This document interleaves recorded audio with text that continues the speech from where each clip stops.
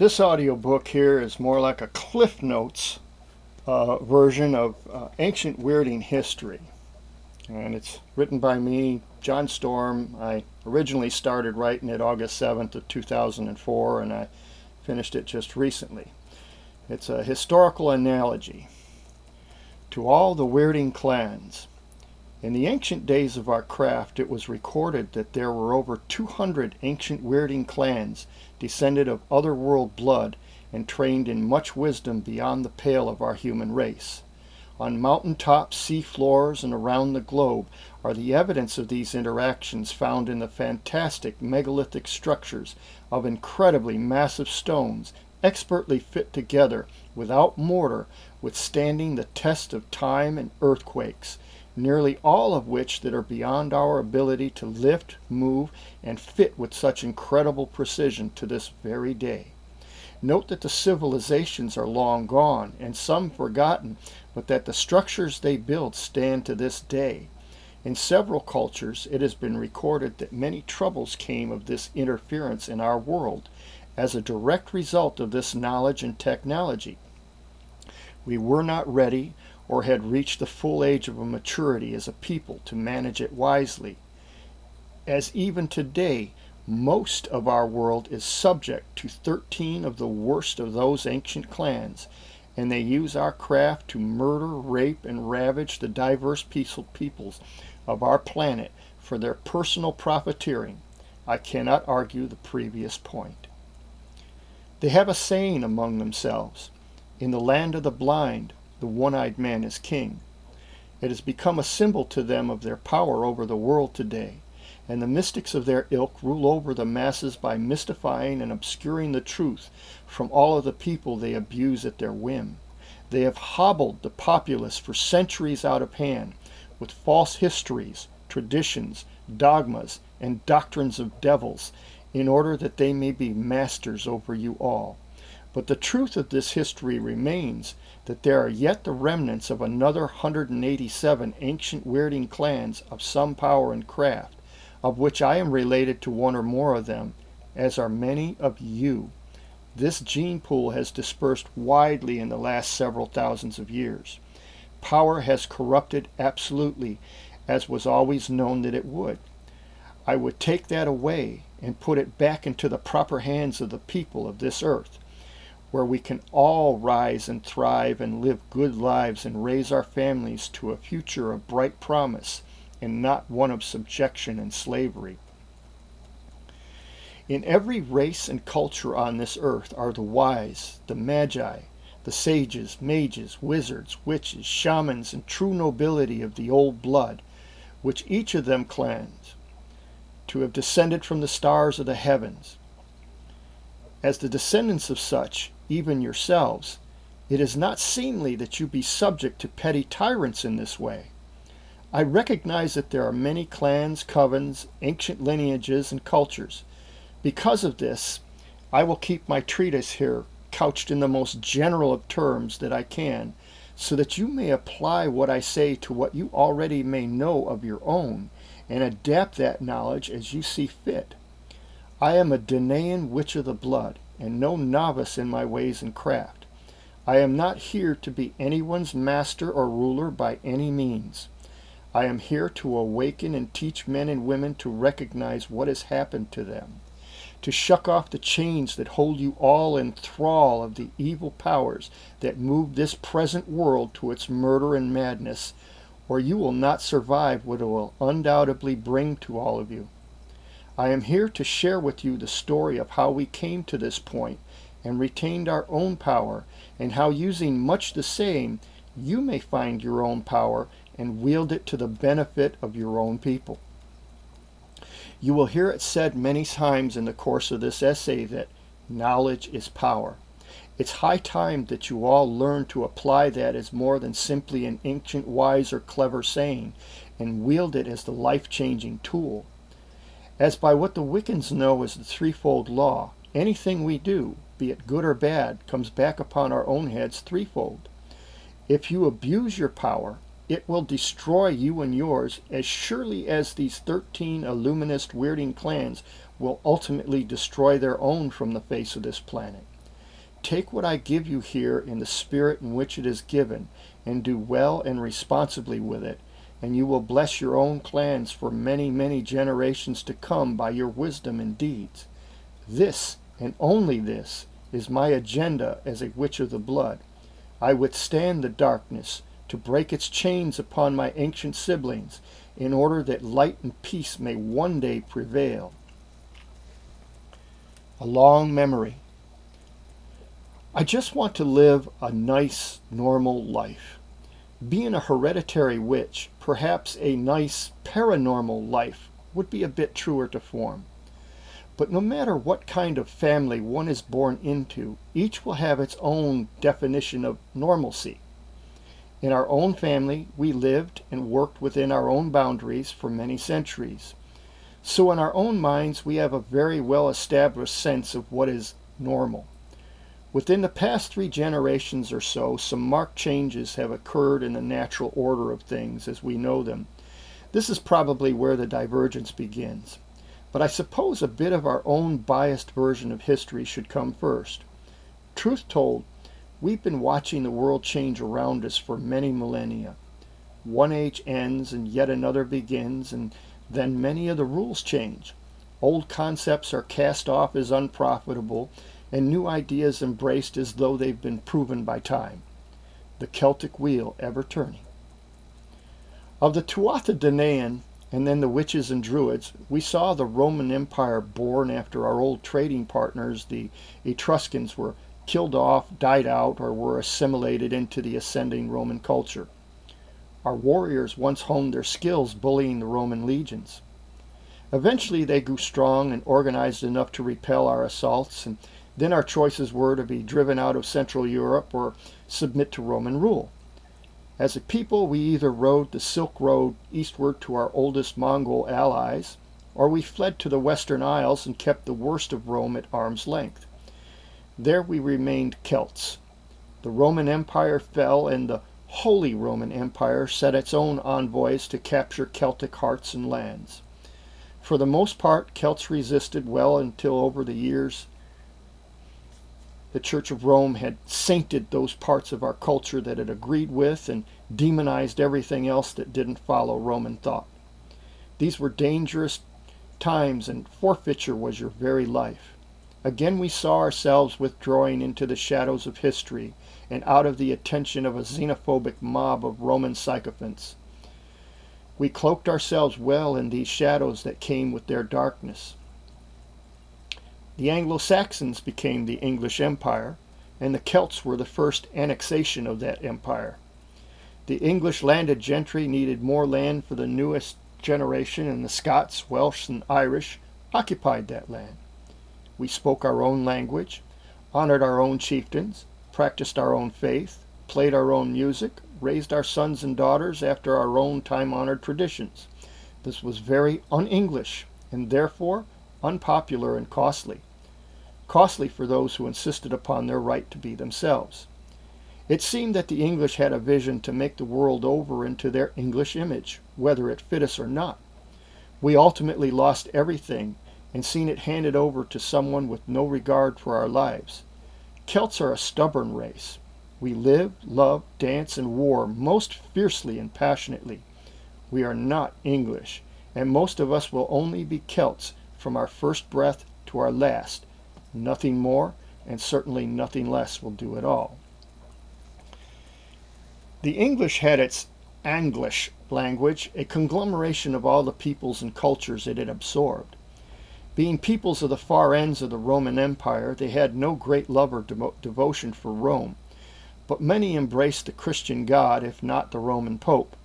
So in keeping with its take what I like and cast off the rest policy, England practiced its English form of Christianity despite Rome. Among the Celtic populace, who had just begun to get comfortable with the Roman adaptation to Celtic lore, now had to endure a move to become even more non-Celt by casting off the Roman and adopting the Anglican ways. Again, many paid dearly for their slowness to change, and with the witch hunts, we pulled back even farther from popular eyes, cloaked ourselves in shadow, and inhabited those places where civilized men feared to tread. Without missing a beat, They moved into our vacuum and helped themselves to all they pleased and cast off the rest. When history started to settle in for us, we found that our language, our faith, and even our music and dance had been outlawed. It would become the template for establishing their English empire everywhere they set foot in the world. We could blend in with the forest and the moors easily enough. Now we would have to assimilate the language and customs enough to obscure our true selves from more than casual observation. To acquire more Celtic land for its nobility, the English adopted yet more policies designed to starve the remnant out. The famine began, and those with the means fled west yet again to find the liberty to be their own persons. Amongst all those poor Roman Irish, our Wyrding clan arrived in America. We were cautious about who and what we were, though still many people found the old ways of some comfort when they required healing that they could afford nowhere else. The Shamblins sent their young men into Lincoln's War to buy our citizenship in this new land, and the survivors eventually settled in the Virginias. We may talk more about them later. The Andersons also paid Lincoln's blood debt of liberty and settled in northwest Pennsylvania with their plethora of fair daughters with strange ways. This is where the divergence is first felt before it has begun. Talented in many arts of healing and mysteries, they found in this land husbands who could love them for themselves and allow them to be. Well, most of them anyway, but I digress. A good midwife in the family was a precious thing to have. This was back before the days when mothers wanted doctors in the family. So the old religion hid itself among this recent wave of immigrants and nurtured itself in secret. We lived and raised our children among you, but we were never truly one of you. Excuse me. Citizenship for war heroes did nothing to raise us in the ranks for being anything other than cannon fodder and some tyrant's idea of political correctness. After all, it was a common enough saying in those days that an Irishman is only a nigger turned inside out. After paying so dearly to free all of those slaves, we could see that freedom was not yet truly won for either of our people. Except for the color of our skins, we really had more in common with the black folk here. We remembered that the Romans liked to watch their slaves fight to the death in their arenas. It really wasn't our world, so complaints were sort of a moot point. What would not kill us outright served only to make us wiser and stronger, especially for those of us who remembered who and what we were and what we've already been through. The changes from an Atlantean culture to Bronze Age Europe was a hell of an adjustment. Roman, and then English domination, and now life in America. I imagine we could live and thrive on the moon if we were forced into it. Of adepts and matriarchs. It has been said that some 6th or 7th century pagan Irish king had sired only 3 daughters with no male heir. As it turned out, one of these fair ladies is married to a foreign prince, who is only half human, and the other half of yet another world. It then appears that a peculiar matriarchal tradition is started with these daughters, and with one of them, or at least one of them, every 3rd generation produces an adept witch of extraordinary power. This one individual would be capable of feats that would require the entire women's circle to accomplish, and would be able to travel more rarefied heights than the others. This usually occurs amongst the female children, as this gender generally caters best to the intuitive functions than the average male could hope. This woman would become the next reigning matriarch to lead this witch clan forward, and the best suited to do just that, to survive against all odds, the craftiest of the craft, to keep the magic flowing into a world like her own lifeblood, and procure an orderly balance in the nature of the earth, serving the earth, mother, goddess, from old when we were known as the children of Danu, or the Tuatha Danann. Of the Andersons who settled in the Union City area, In the late 19th century, Ella was a very powerful adept. She could see the future, it was said, and her powers of healing second to none to no one in living memory. As she would scan the timeline, she would always find them converging up to a point where, for one reason or another, hit a wall, a point where one could not see beyond. It was beyond bizarre that Ella could look back through ancestral memory at eons of ancient history, even prior to antediluvian history, and even into the distant future as many of her predecessors.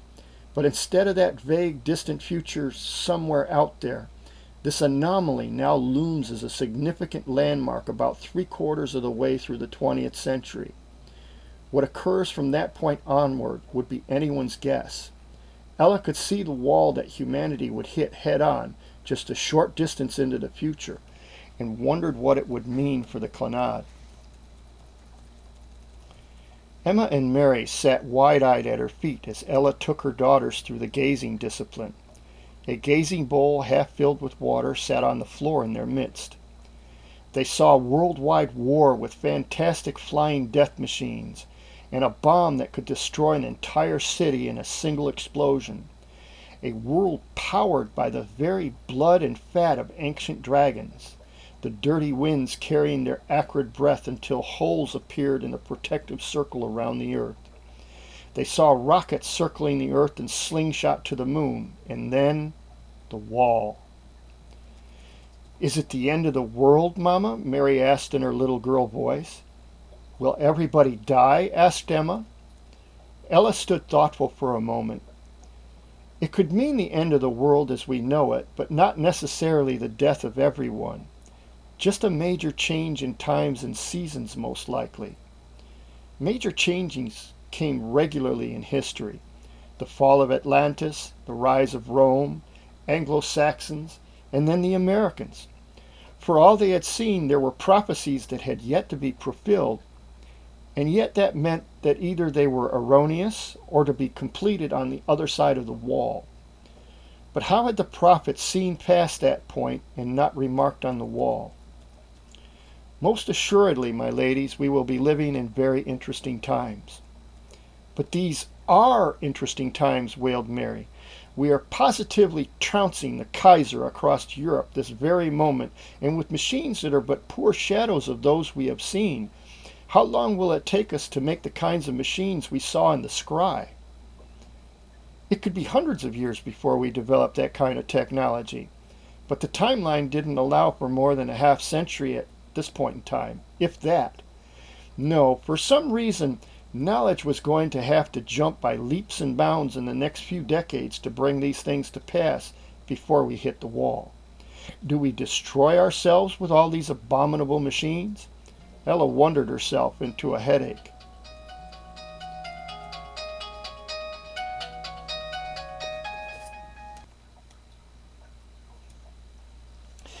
"We who can see must be responsible to prepare for what the rest cannot," she told her daughters, and promptly dismissed them to finish their chores. Mary and Emma studied hard, and before too long they were admitted to the women's circle. Indeed, every parish had its women's circle, usually some sort of ladies' auxiliary or bake sale organizers. But Ella and her girls belonged to something bigger and older. In essence, it was a coven. But these and other such words were forbidden to be spoken, so as not to bring unwanted attention upon them all. You couldn't proselytize as other faiths, so all your new blood came from within the clan. In this case, it kept hereditary talent active where it served the clan best. The menfolk were usually content to leave the women to their craft, and the women liked it that way. As they nurtured the intuitive talents to a greater degree than the average male, they would brook no interference from the male members of the family in the circle. Midwives, healers, kitchen witches, dreamers, seducers, clairvoyants, seers, scryers, mystics, wise women, tea leaf readers, tarot readers, crystal gazers, astrologers, numerologists, herbalists, palm readers. This list could go on for some time and still miss some of the talents in this family circle. Together and in agreement, they could be particularly formidable in a clinch. It was how they survived the hostile centuries, and as a family, all the best got passed down to the next generation to assure its survival. In a witch clan, nothing was left to luck or chance. You made your own luck, or you were the victim of it. Every game you played as a child was intended to help you develop skills and attitudes that would give you an edge over the average human later in life. When they were expected to sit and play quietly, Emma and Mary would play the itch. This game was harmless enough in itself, but what it would develop into later could send the average person into therapy or worse. One child would sit and write down a specific place on the other's body, and then imagine an itch on their own body in the same spot. When they could feel the itch, instead of scratching it, they would mentally transfer the itch to the other and wait for them to scratch it. When they did, the perpetrator would then show the note to tout their success. Sometimes they would team up and work it on others, but not tell them. If you could feel it, you could transfer it. The same was true of love, fear, or a host of other sensations. These feelings would fade when the witch was no longer present or sending. By the same token, you could learn to spot when you are being charmed or dominated thus, by how you felt when you left the room for a while. If you found yourself no longer in agreement, you knew the idea was not your own. When bullies would try to intimidate you, instead of giving in to the fear, you simply transferred it back to them. They would not always be sure why they were afraid, but they'd be certain to rationalize among themselves that you either had a concealed weapon or a large friend nearby. By their very nature, bullies tend to be cowards, so the itch worked well enough for us in our craft. You were also expected to learn the arts, be it music, painting, or what have you. No part of a young mind was to be left undeveloped. Witches must be masters of circumstance and never its victims. At times it might seem harsh to learn that no excuses were accepted. Reasons, yes. Excuses, no. But when weighed in the balance, it was amazing to see what was possible to a witch who would not accept any excuses for failure. It was not so much what others would say, but what you allowed in yourself that made the gains possible. In a witch clan, you never stopped learning. Even the elder crones compared notes on just about everything they'd observed when the women's circle met in any numbers. Of course, red clover tea will help keep those hot flashes at bay. Ah, but you mustn't sweeten it with sugar, dear. It will only make your heart palpitate all the more. Use clover honey instead for a fuller effect. Witches usually kept this information in a grimoire or a book of shadows. This is less the witch's Bible, as the sensationalists might tout, but more like a scientist's notebook. A witch will not just want to know what, but why. Knowledge is power. All the results in the course of fact-finding must be recorded. Even if the answers are not too clear now, someone later on may get results that will either correlate with or explain the results you've obtained, and a secret of nature unlocked for posterity. After all, empirical data is empirical data, no matter what you call yourself. Any science of any note is seen as magic to those who do not yet understand it. A true witch is not the ignorant, superstitious dolt that this present dark paradigm prefers to paint us as. Though any wise witch understands how easily the superstitious among you may be diverted by merely placing a black cat in your path. Superstitions, dogmas, and bad doctrines and traditions are commonly used to direct sheep down a specified and rigidly controlled path, even if it's to the slaughterhouse for the sake of making mutton. Sabbats, Esbats, or Sabbaths occurred 8 times a year, and everyone was expected to attend, unless they were solitaire for study purposes. With an adept matriarch at the head of things, this kept the larger part of clan politics from muddying the waters, and kept the focus where it should be in ceremonies.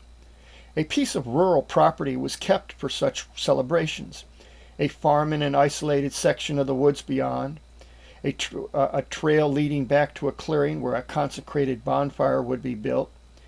In general, the ladies would meet at the farmhouse and gossip and exchange notes and findings, and then discuss the ceremony at hand and come to some kind of consensus. In some instances, fasting was required prior to the Sabbath. As the Sabbath came, everyone would bring a small cauldron with a lid, and some meat or fish with seasoned potatoes and vegetables would be set at the base of the bonfire. In later years, this would be foil-wrapped food on a metal pie plate. The ceremonies would begin with singing, dancing, and invocations and the likes. The powers that be would be aroused by the matriarch, and the directions for the clan would be made clear, and things would wind down. The cauldrons pulled from the ashes, and everyone would sit by the fire for a meal and an afterglow before returning to the house. The clan would move with a united purpose. Everyone had their goals to fulfill before the next such Sabbath. When no child was truly left behind. There's an old proverb that has stood the test of time over a great expanse of human history. If you wish to invest your efforts and see a profit within a year, plant a crop. In 20 years, plant an orchard. In 50 years, educate your people. For many millennia among the Celtic infrastructure was the practice of fostering. As the village witches or druids noticed certain knacks, traits, or affinities within the clan children, as they taught them in our culture, math, and such, they might notice that this lad had a strong build and a fine mechanical aptitude. When the boy became of age where he could best take on the proper training, he would be fostered out to one of the clan's better blacksmiths to learn his craft. Everyone was important to the success and survival of the clan, and talents were the coin of the realm where we measured our wealth. A smart girl or boy with a knack for dreams or such might be fostered as a witch or a druid and learn herbology, music, spell singing, midwifery, and much, much more. Long, long before modern politics had ever tainted the water with false promises, the idea of no child left behind was an essential clan practice. Children were fostered to warriors and artisans alike to optimize the contributions they would then be able to make to their people as a whole and still live a long and fulfilling life of their own. Happy and contented people are easy to lead in the pride, joy, and wealth of their chieftains, kings, and queens. In latter times, when the Holy Roman Empire pressed its designs upon all the world's governments, this practice was nearly forgotten by the nobility of the day, but still strong in the memories and practices of the common folk of the clans. As the matriarchy of the old ways became more and more demonized by the propaganda of a patriarchal early church fathers, the wise ones moved further and further afield and out of reach of the inquisitors, and the clans themselves looked out for their own and fostered their own children among their skilled relatives to help better the family's circumstances. To this day, it remains a fairly common practice among many Celtic families to send their kids for fostering in summer camps to teach them archery and various craft skills and woodlore, or with favored uncles on farms or businesses as summer help to learn skills that will help make them more successful adults. So it was with our witch clan. For many wise reasons, dreams were discussed at the breakfast table for the entertainment and edification of the family. A wise matriarch would notice elements in those dreams that would define much of what was going on with that child on a subjective or unconscious level, and then they'd make efforts to curtail the destructive impulses and empower the constructive traits that many other families just left to the luck of the draw, as you would. You see, that witches don't trust anything of value to luck when we are wise to manufacture our own. When our children showed a certain affinity in certain games, such as the itch, or showed a knack for prognostic or interpretive dreaming, they would be set apart to be fostered with an aunt or a granny who would spend the summers teaching them gardening, herbs, dreams, divinations, and much more in the ways of the wise women of our lengthy culture. Excuse me. The truest functions of an ancient infrastructure. Karl Marx once noted that a people separated from its roots are easily persuaded to whatever a newer authority desired of them. This teaching was not to benefit the masses of the common folk, but the rich who ruled over them. Traditionally, witches and druid priests confirmed rulers, but were never subject to any of them. When all the clans were designated by the color of their tartans, a witch or a druid had forsworn their personal clan tartans to wear the clan-neutral black or white of their respective orders. We are not subject to taking sides in wars, but in the brokering of peace between factions and the healing of the sick and the wounded of all the clans afterwards. We teach that a witch's power in this world and other worlds is through their unbroken will and word that cannot be subject to anyone else's authority but their own, except by their own willful agreement for a set period of time or circumstance. This was in essence the function we served among our ancient people as a balance of power. We kept our wisdom, not as secret, but ever before all of the clans for the benefit and survival of our people. This is not to say that there were not secrets of the craft that were not meant to be shared indiscriminately, but that we served as instructors and teachers of much knowledge and wisdom for the benefit of our people. In our ancient Gaelic tongue, the word is witcha, or wise one. It is not necessarily gender-specific, as any are led to believe today. The Druids in white represented the masculine and solar traits in nature, the witches in black the feminine and lunar traits. As Pliny the Elder described us as two horns of the same bull. Even as such, Druids and witches are not confined strictly to one gender or the other. There are always known to be exceptions to the rule. For instance, there was a Druidess that was reputed to have trained the ancient Irish hero Finn McCool in warcraft, what you call martial arts. So the masculine and feminine aspects of the craft were not exclusive to merely one gender or the other. We were all sworn by unbreakable will and word to serve all the clans to the very best of our individual means. You never expect a people as strongly individualistic as the Celts to be uniformly cut out of a cookie cutter. We each fill our own niches as we are able and inclined to. There were the unscrupulous even among our own numbers, and there was a special term coined to describe them, and it was never intended as a term of any honor. Warlock, or literally oathbreaker. These are the men and women of the craft that we are striving to wrest our power back from to this very day.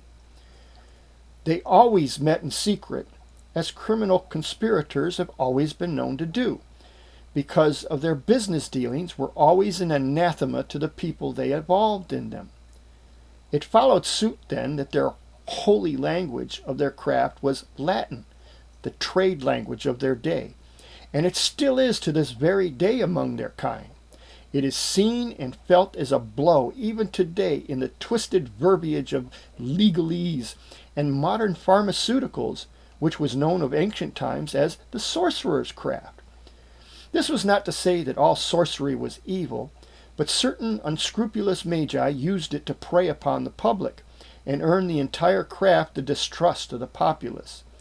As their foothold in the world's halls of power are so entrenched today, it is especially important that we be all the wiser and stronger among our own numbers to remove them once and for all times from their hereditary criminal careers.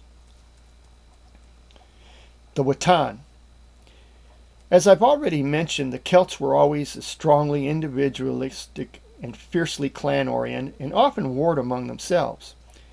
But for our infrastructure of the wise, we would have torn ourselves apart many thousands of years before the advent of Christianity and the Holy Roman Empire. It was not merely a religion the witches and druids represented among our people, but our relationship with the earth we lived in. And thus we thrived as Danaans since before the Paleolithic times of history. We carry the wisdom and craft of a much older race. Obviously, Much of its greatness has been lost to time and warring among the factions. Libraries get burned by those who would establish themselves as the true authorities of all. Again, this is not for the benefit of those deprived of that knowledge, but for those who lust for power that they are not qualified for. Without the writings and counsel of the learned wise to say differently, who is there among you all who can dispute their claims, and upon what grounds? When a threat became evident in ancient times, the manifold Irish clans would come together as the fingers of one mighty fist to repel the looters and invaders of their Emerald Isle. Even among the wise, our propensity for infighting is famous, but not always in violent terms as you might imagine, but always passionately. The arguments and debates of the learned bards are as legendary as any of Ireland's brawny heroes. The Witan, or Council of the Wise, was an ancient august body of the wisest of the wise, who sat at the same table and counseled how best to keep the balances of tribal powers in such a way that all the clans may benefit and grow to their fullest potentials, or not, as in times when their policies became poisonous to others. As Christianity became more and more adamant about destroying the cultures and proponents of the old ways, self-survival and preservation in secret became the priorities, and the Witan was forced to be dispersed and became unable to help our own. Excuse me.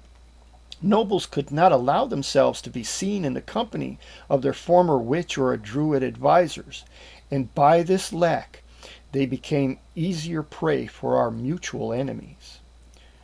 Among the warlock royal clans of the Anglo-Saxons and others, they had became learned in the destructive arts of divide and conquer. Our people, who would never formally have allowed themselves to become subject unto any others, now without the aid of their own wise counsel became divided among themselves by their enemies and unable to defend their common cultures or ancestral lands. Time and again this same strategy would be used to enter many foreign lands and cultures, favoring one faction and inciting another until by means of the divisiveness they commanded the land and resources of the diverse people they visited and established their superiority in how easily they blinded them to their hidden agendas and manipulated them into submission, murdering, raping, and ravaging all that they could get their greedy hands upon. The evil legacy of Rome's and England's tyrannical warlock elite continues in America to this day and shows not a single sign of stopping until there is nothing of value left anywhere for them to covet for themselves and that all is destroyed beneath their boots. But among every people and culture on this planet, ancient blood is stirring and becoming aware of its situation and its proper place in this world. I am only one, but I am speaking to all of you, not merely the Celtic clans, but every family on earth. The kings of old had sired their bastards everywhere, and though you may never inherit a golden throne, you will be responsible to use your manifold genetic talents and resources to rule your own very wisely. You have everything to lose if you do not reclaim your own power, and everything to gain if you do. You should find this knowledge inspiring. Scrutinize the actions of your presumptuous rulers against their manifold broken promises, contracts, and treaties, and break their power over you. Cast off their chains and accept nothing with strings attached. Recognize that the world around you is many, many clans and peoples, and we are all part of a much greater whole as humanity. Like the clans of old would join together as fingers of one mighty fist, understand that no two fingers are exactly the same and should not be despised for this, but regarded for the inherent strengths and weaknesses of each to complement the whole body of humanity. Who among you cannot look and see that everything around you is being corrupted by dicks, assholes, and insufferable cunts, looking only to impose themselves as one world government as if it were the only way that we could ever live together? No one finger or body part should rule the whole, not even when we are speaking of the head or the heart, but a consensus taking all into consideration should always be the wisest move, or none should be made to bear the brunt for everyone else. You should recognize the value and worth of each other's different perspectives and avail yourselves of your own watan, or counsel of the wisest of your wise ones. Some clans excel in martial arts, some in medicine, some have wealth or resources, some have many contacts in many places, but all have their own specialties and resources to contribute to the greater whole. No one should have to give up their sovereignty to any, but manage their own resources to their own families first and to the rest of the families of the world as they can to increase their continued good karma. In the multitude of your good counsel, make your war. In an evil regime such as we have, they are gathering information secretly on all to use the power of knowledge against us. We should be filling their databases with bad information until they trip over their own presumptuousness. It's the computer age, and one of the first things a technician learns about computers is, GIGO, also known as garbage in, garbage out. They have long ruled the world by keeping people locked under their thumbs with bad information, bad dogma, bad doctrine, bad history and propaganda, all designed to lessen your power and increase theirs. Repaying them in kind until the multitude of bad decisions they make based upon bad information is guaranteed to make even the mightiest system fail miserably. They may seem to have most of the wealth and power, but that is an illusion based upon a long practice of deception. Because of this illusion, you may think it unwise to go against the wishes of those who command all of the cash in the world and the greatest military machine ever in existence, with little more than a big heart and small arms at best. But I am wise to remind you that the cash is also a talismanic illusion, designed and printed by the warlock elite to bring wealth to nobody but themselves. Each and every dollar transaction is taxed so that a portion goes back to the banks who printed that money, and the rich are known for paying little or none of those taxes. I want to break off from my writing here to give you an example of that. Every average worker, for every 4 days you work out in the world for money, and money is what's given in token for what the efforts and the energies you put in. For every 4 days of work, 1 day's work gets paid off in taxes, various taxes, Social Security, FICA, all that kind of stuff, state, federal. It's taxed. 1/4 or 1/4 of all your work gets paid off in taxes. Now, who of the rich pays 1/4? Now, let's say it's been said that every American believes that one day they're going to be rich. You know, they're going to win the lottery or something like that. But if you've ever really considered that much and looked into it, if you won $10 million or even $1 million, you would pay half of that in taxes. Not a quarter, but a half. If you won $250 million, you'd get $125 million, and possibly less if you got that paid in a lump sum rather than over time. Every way they can, they're going to cut money off of you. No millionaire anywhere pays half of his income in taxes. In fact, they pay far less than any of you making 20, 25 grand a year. I mean less, physically, not percentage-wise, less than you paid in taxes. Okay, I just wanted to make that clear. Just something you can talk about among yourselves to find out. All right. Let's see here. Where was I? Each and every dollar transaction is taxed, and a portion of that goes back to the banks who printed that money. And the rich are known for paying little or none of those taxes, as I just described here. Every fine levied in court is paid to the bank. It is filthy lucre. It is not backed by gold, silver, or anything of real value except their own dubious promises. You no longer get bills that say silver certificate or gold certificate. They're notes, and a note is an IOU. Okay? They were oath breakers when we first coined the term warlock, conducting their meetings in secret, their holy trade language of Latin, and they are still the same today. That hasn't changed. When the deception of this monetary system fails, the dollars are worthless as the Ponzi pyramid scheme they are. Many of the wisest in the world are preparing even now to gather something more valuable than dollars to establish their true wealth when the lie fails. So should you.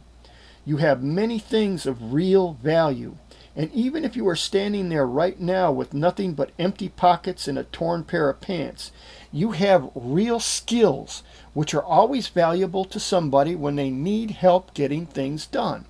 Learn to barter what you can for the things that you need. Dollars are a system that is designed so that every time you use them to pay for goods or services, that a percentage of that dollar transaction gets paid to the Fed, the rich, elite, warlock bankers, as a tax.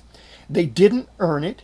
They are not legitimate government, which is why they can't, or rather won't, allow themselves to be audited by the government. Don't pay your value and your power into a system that is hostile to you and yours. You are only paying for the whips and chains that they will use on you and yours, if they're not already and you ain't feeling it. As for the mightiest military force on the planet today, I am wise to remind you that ideas and truth are far more powerful than bombs or bullets. My case in point, excuse me, each of those weapons must be manned by someone. The elite do not serve as grunts in the army, and if they did, they'd be vastly outnumbered.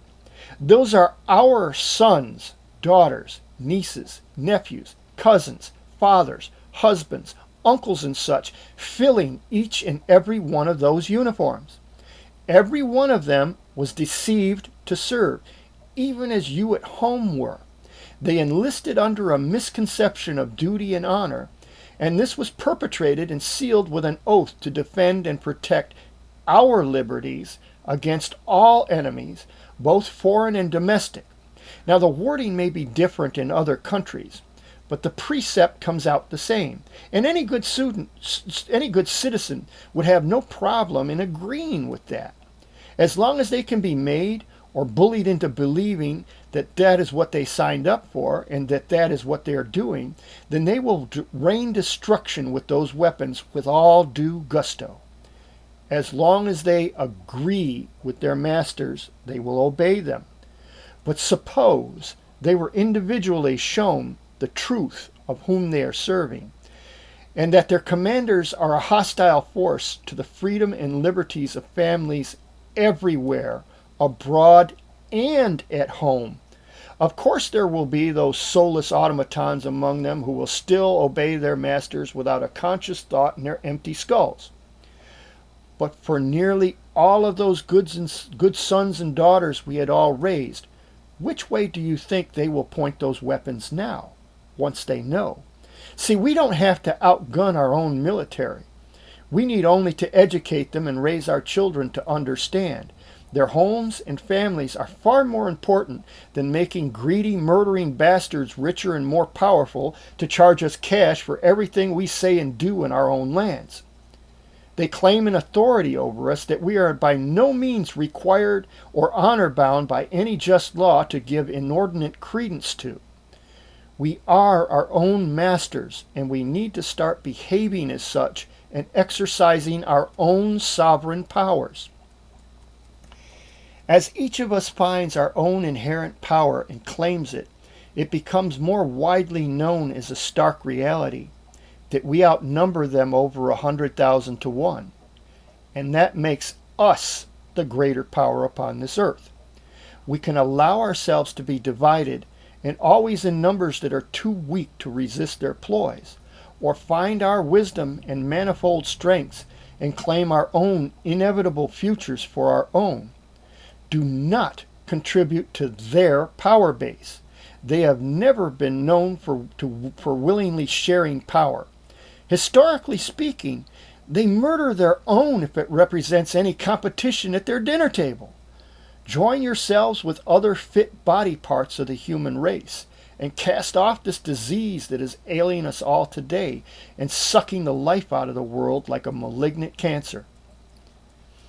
Much as the native shaman once told a young man on his quest, there is a white wolf and a black wolf fighting for dominance within you. The one who will win is the one that you feed the most. It is high time that you quit feeding this evil system that is fighting to dominate your world and feed your own. I have no reason to request any of your faith in what I'm telling you. You can look about you and see it for yourselves if you simply open your eyes and look at things critically. You know for yourselves that if you take back your own power, there is not a single logical reason why you won't win unless you yourselves give in and submit to lesser powers. Like me, you are only one person, one witch, wizard, or Wyrding folk, but another bard once said, the pen is mightier than the sword. Or as I said earlier, truth and an idea is greater power than bombs and bullets. I know many people, and I don't need to buy my ammunition from no crooked arms dealers or bankers to arm my troops and make them effective against our mutual enemies. Anything you do or say to those you know all about you will shoot down the illusions and deceptions and take power away from those who abuse it and dominate you. As long as you can keep cocking your own sovereign attitude against these usurpers, you are still very much a force to be reckoned with in this war and a drain upon their resources. You are their resources until you stop it of your own free will. And when you educate your family and friends about their ways and means, you deny them even those resources. Find their weaknesses as they have yours and exploit them fully and without mercy. In the craft that my grandmother and matriarch trained me in from my childhood, spellcraft was a major discipline as a problem-solving tool to the worthy witch. We are not muggles or the uninitiated. About many things we have all been fooled to make us weaker before our enemies. Magic and spells is not mere stick-waving and chanting of nonsense as many would have you believe. We define spell in this manner among our own. I highly recommend that you study this definition for yourselves and learn to apply it to your own problem-solving efforts in spellcraft.